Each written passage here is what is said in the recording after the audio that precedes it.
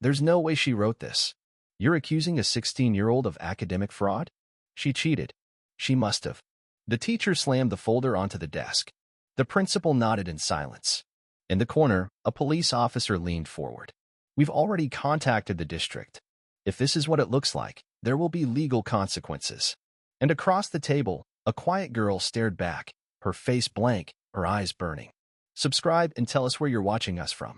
Kennedy Marsh sat in the second row of room 214, near the window, where the sun barely reached the desks.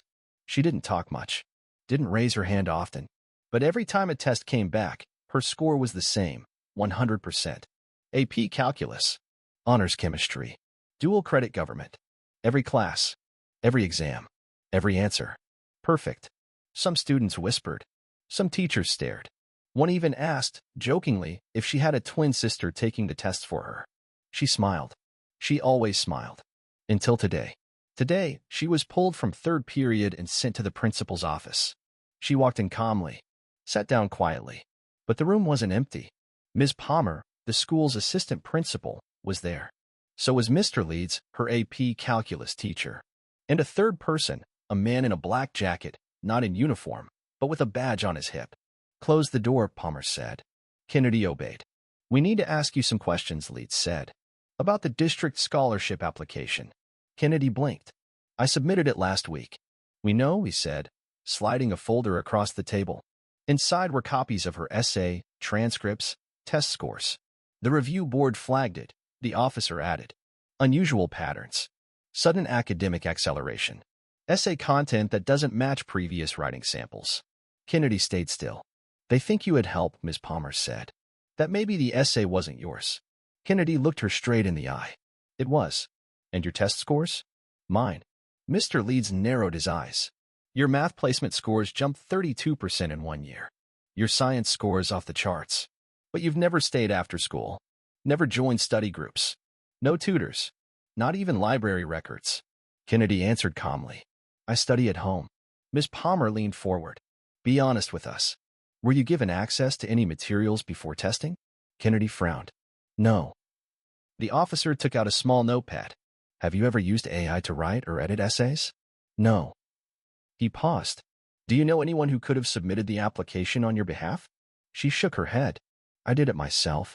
Another pause. Then Mr. Leeds whispered it. Quiet, but deliberate. Girls like you don't usually test this high. The room fell silent. Kennedy didn't move. But in her stomach, something turned. Because she knew what this really was. Not about scores. Not about essays. It was about the fact that she wasn't supposed to be better than them. Wasn't supposed to write like that. Think like that. Win like that. Not in this zip code. Not with her skin. The officer stood.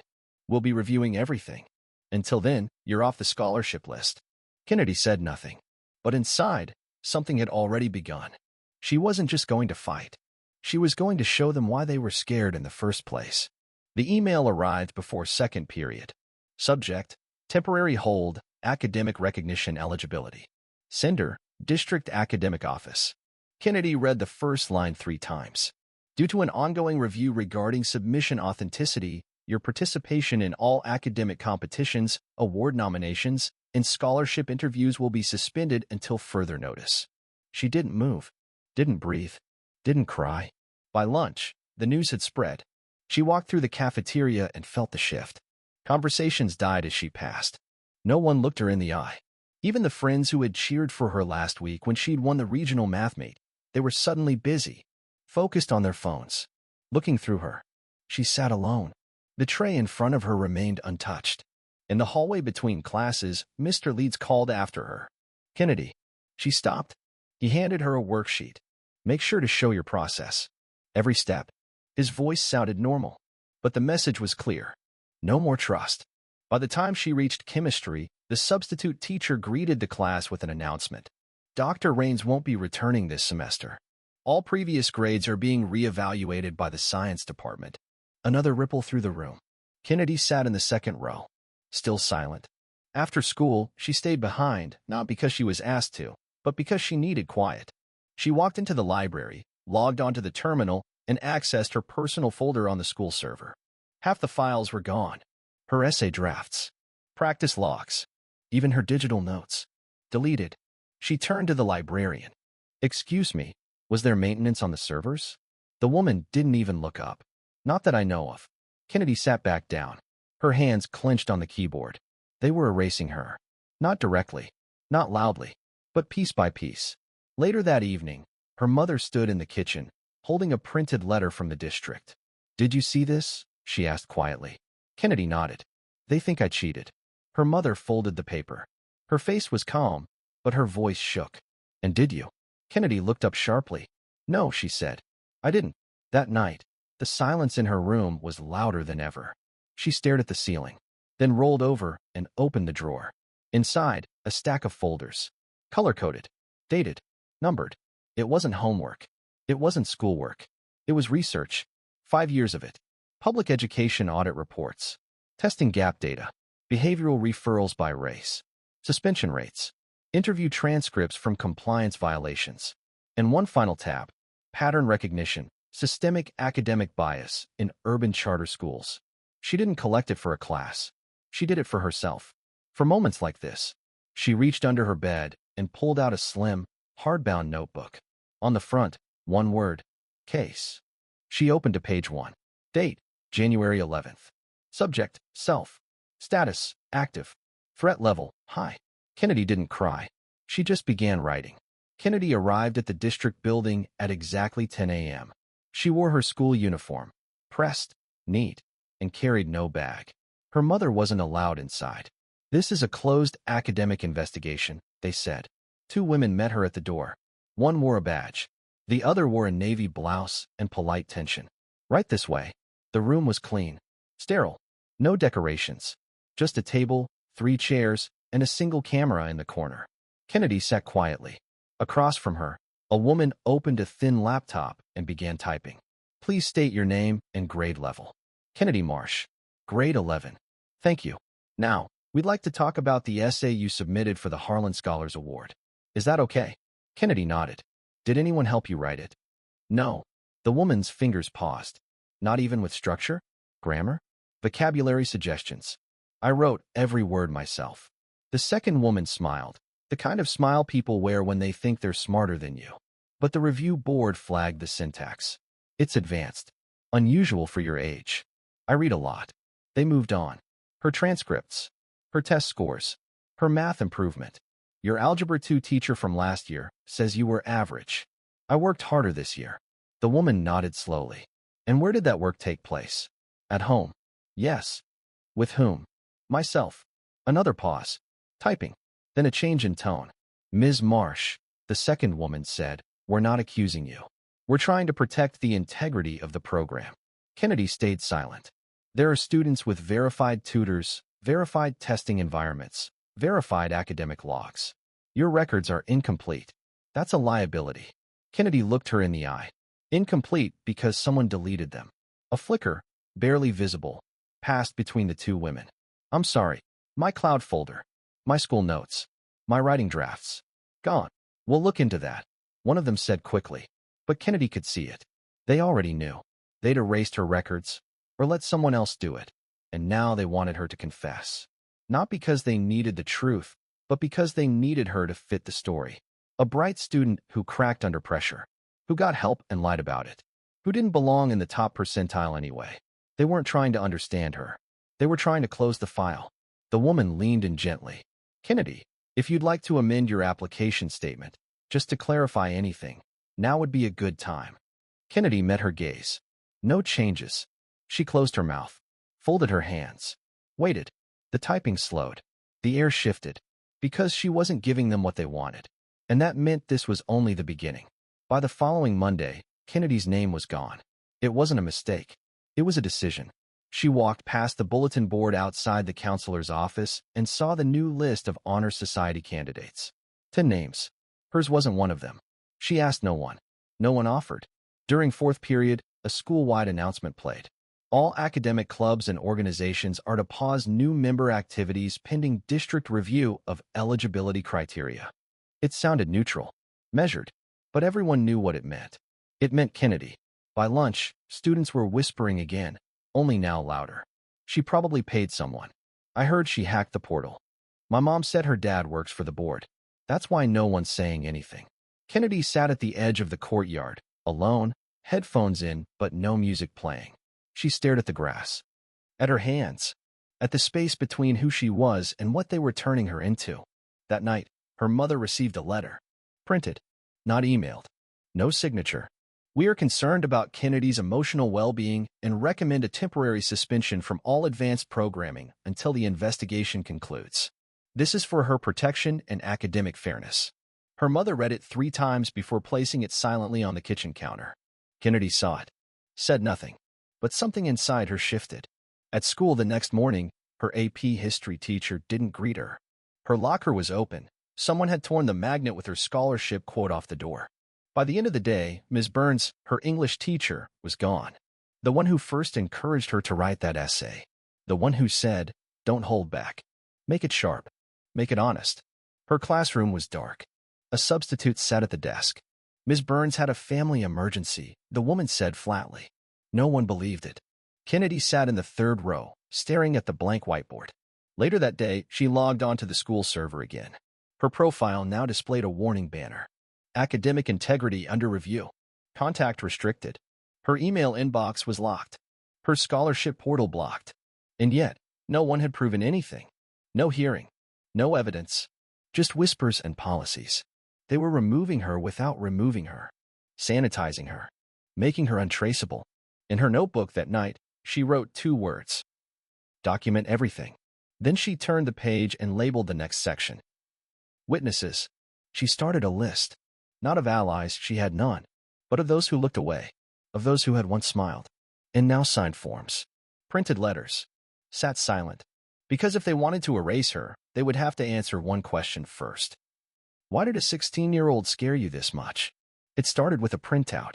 Kennedy walked 2 miles after school to the public library, past 3 locked doors and 1 quiet security camera. She logged into a terminal using a temp guest ID. It gave her 27 minutes. She didn't waste them. First, she accessed the district's archived cache of academic benchmarks.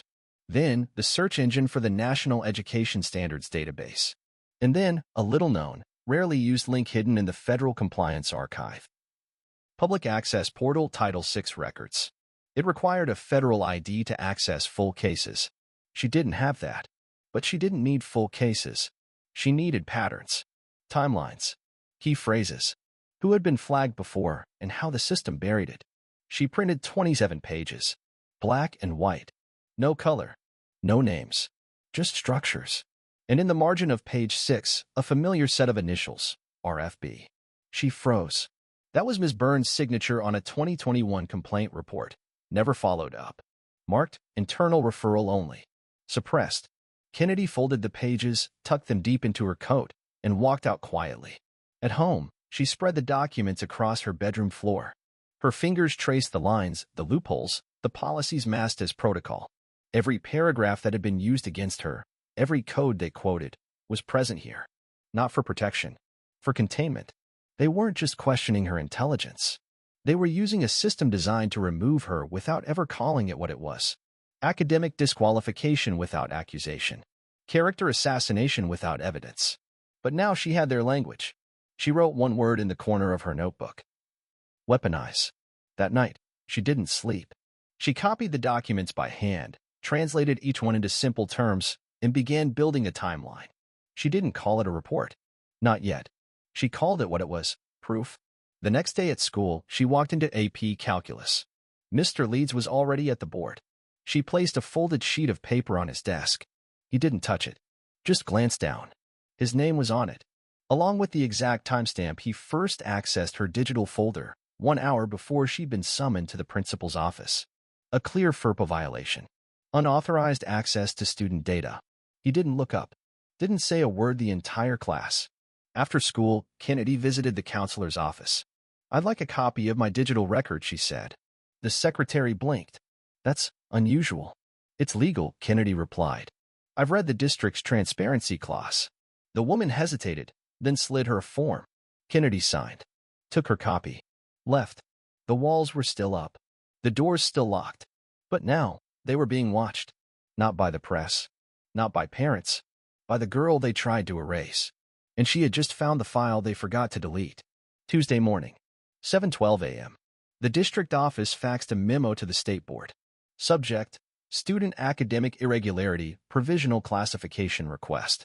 In other words, they wanted to flag Kennedy as non-traditional, a coded term used to bypass achievement tracking. It meant her test scores could be excluded from school rankings. It meant they could pretend she never existed. But the assistant on the other end didn't forward it. He printed it, read it, then searched her name, and found her full competition record. Her published essays in regional youth publications. A speech she'd written at 13 titled, "We Are Measured Twice." He didn't forward the memo. He emailed it, anonymously, to a local journalist named Dana Fielding. Dana worked education reports, small articles, forgotten school board meetings. She wasn't famous, but she was sharp, and she knew a buried story when she saw one. That same day, she showed up at Kennedy's school. She didn't ask for interviews. She asked for paper. "Could I see a copy of the Honor Society roster from last semester?" she asked the front desk. "Why?" "Routine piece. Just fact-checking award eligibility." The receptionist printed it. 10 names. Later, Dana checked it against archived files. Kennedy's name was listed on every draft version, until the current one. Erased. Quietly. That night, she posted a tweet. No names. No school. Just a question. What happens when a student scores too high for the comfort of the system? Do we uplift them or delete them? 6 retweets. Then 12. Then 80. Back at school, Kennedy didn't know yet. She sat in the back of the library, reviewing a new report. District internal access logs, unusual activity alert. She hadn't hacked anything. She didn't need to. The district's transparency policy required one audit every 90 days. They'd forgotten to remove public viewing during the migration. And now, Kennedy had her proof. 7 employees had opened her record in the past month. 3 had no business doing so. One of them was the superintendent's assistant. She printed the page, filed it in her folder. Then she added a sticky note on top. Leverage. The next morning, a new student was called into the office. A boy from the STEM program. Kennedy passed him in the hall. He looked off, pale. She overheard him whispering to a friend later. "They asked me to confirm if she ever got copies of tests early." Kennedy didn't flinch. She just turned the page in her notebook and labeled a news section. Intimidation attempts. Below it, she wrote 5 names. Then 6. Then 7. The system hadn't stopped. It had doubled down. But what they didn't know was simple. Every attempt they made to destroy her, she documented. Every whisper became evidence. And now, people were watching. Not just her. Them. Thursday, 3:06 p.m. Kennedy sat in the back of the library with a Chromebook borrowed under her student ID. She didn't open social media. She didn't open notes. She opened the Office of Civil Education Compliance portal. At the bottom of the page was a login box for internal use only. Most students never noticed it. Most staff didn't bother. Kennedy had found it 3 years ago. The same week she began documenting. She typed in her access credentials. Not her school login. Her project login. The one she had created during a summer mentorship program in junior high, when she was selected to beta test youth access tools for educational oversight. The program had ended. The portal remained. And no one had ever deactivated her code. Once inside, she selected a form labeled Request for Review of Procedural Suppression Student Originated. She attached 4 files. 1 server log. 1 timestamp deletion record. 1 cross-reference of district memos. And 1 PDF titled simply Intentional Removal of Academic Standing, Case Study K. Marsh. She didn't write an essay. She wrote a filing. Objective, unemotional, irrefutable. Before submitting, the form asked 1 question. Would you like to remain anonymous? She selected no, then clicked Submit. At 3:19 p.m., a copy of the report was automatically sent to 3 compliance offices. 1 at the State Board, 1 at the Department of Equity Metrics, and 1 at the Office of Federal Education Rights. Each email bore the same subject line. Flagged, Student-Initiated Review Request, Active Case File, 8.3c. By 3:42 p.m., her school's principal received a call. By 4:07 p.m., a second call came from the district's legal office. And by 4:30, an email went out to every administrator in the school. Cease all contact with student K. Marsh regarding current review. Do not delete, edit, or alter any associated records. Preserve all correspondence. Kennedy wasn't told any of this. She didn't need to be. Because at 4:55 p.m., she received a message on her student portal, the first in 2 weeks. Your academic records have been fully restored. A formal apology will be issued pending review. You may resume participation in all advanced placement activities. No name, no signature, just a system backing away without admitting it was retreating. That evening, a black SUV pulled up outside her home. A man in a gray suit rang the bell. Her mother answered. He handed her a sealed envelope. District resolution letter, he said, then paused. She's a very persistent girl. Her mother said nothing.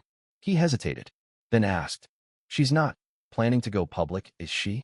From the hallway, Kennedy answered, I don't need to. The man blinked. She stepped forward. I already filed the truth. By Monday morning, the district office was quiet. Emails went unopened. Meetings were postponed indefinitely. Several phones rang unanswered. And inside a third-floor conference room, four people sat facing a long rectangular table. Superintendent Langley, Deputy Academic Chair Rollins, Compliance Liaison Mateo, and a lawyer none of them had met before. On the center of the table, a printed report. Intentional removal of academic standing. Case study, K. Marsh. Langley wiped his glasses. We didn't expect this. The lawyer didn't respond. Rollins cleared his throat. It wasn't disciplinary.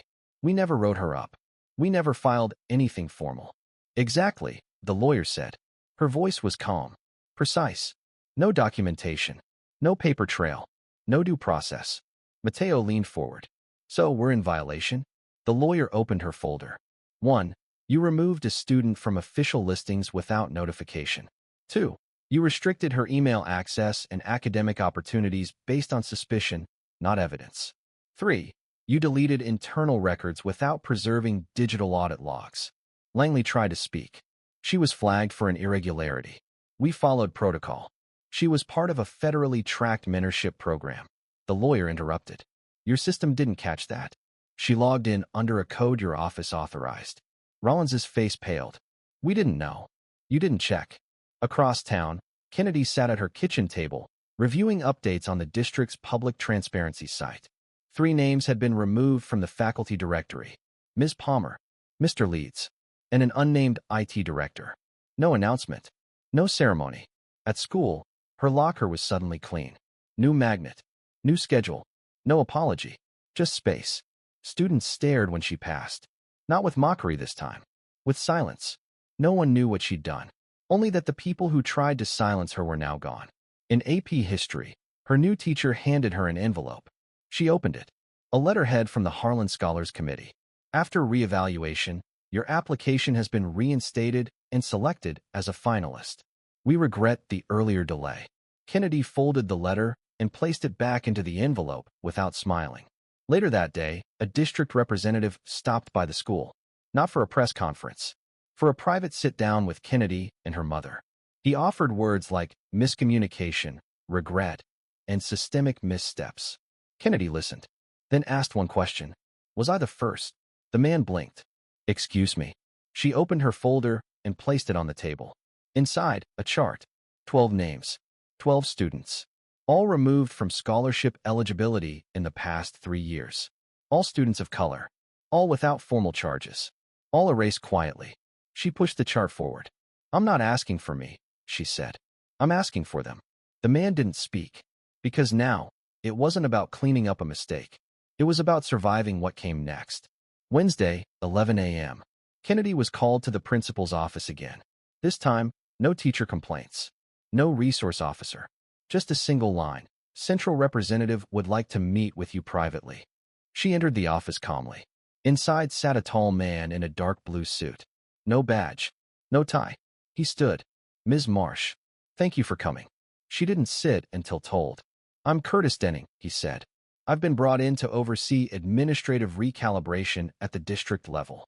She nodded once. I've reviewed your case. Thoroughly, he added, folding his hands. I want to start by acknowledging what you endured. It was unfair. Deeply troubling. Kennedy stayed quiet. Denning shifted in his seat. The district is considering a formal public apology. With your consent, of course. You'd be honored at the board meeting. We'd present you as a case of perseverance, resilience. She tilted her head. A case? Denning hesitated. You'd be the face of our new equity initiative, he clarified. A symbol of reform. There it was. Not justice. Optics. Not repair. Reputation. He continued. In return, we'd ask for a small agreement. Nothing binding. Just a statement confirming that the matter has been resolved to your satisfaction. That you've chosen not to pursue further complaints. Kennedy raised her eyes. So this was it. Their endgame. Contain the fallout. Frame it as growth. Erase the rot beneath. What about the 12 others? She asked. Denning blinked. Excuse me. The students removed from eligibility the same way I was. You've read the report, right? I can't speak to pending investigations. But you can speak to photo ops, she replied. Denning's voice lowered. Kennedy, you're a remarkable young woman. But sometimes, stepping forward is about knowing when to accept what's offered. She stood. I haven't finished stepping. He opened a folder. If you agree, we'll begin drafting the apology this week. We'd prefer to keep it internal. She paused at the door. I've already drafted mine. Denning frowned. Your apology? Kennedy turned. For the board. She left without another word. That evening, she uploaded a file to a cloud drive labeled Public Education Records Archive, Open Access. The folder included her full case report, internal logs, data on the 12 erased students, copies of the compliance violations, and one final letter, subject, to every student they tried to silence. She didn't tweet it, didn't post it, didn't watermark her name. She just published it, quietly. By midnight, the link had reached 3 education advocacy groups. By morning, it was circulating among attorneys. And by noon, a congressional aide had flagged it for legislative review. The story was no longer hers alone. It was evidence. And Kennedy Marsh was no longer a subject of investigation. She was the author of it. Friday morning came without ceremony. No press, no banners, no sudden reversals. But in the inbox of every district administrator, a new memo arrived. Subject, Urgent Compliance Review, Title VI Violation Risk. Status, Escalated. Action, Immediate Audit of Student Exclusion Practices, years 2019 to 2024. The attached report was stamped from the Office of Federal Education Rights.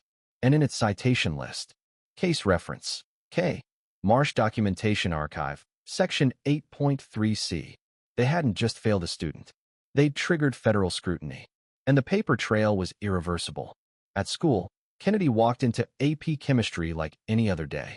No one stopped her. No one whispered. Her desk was clean. On it, a fresh copy of the final exam. She didn't smile.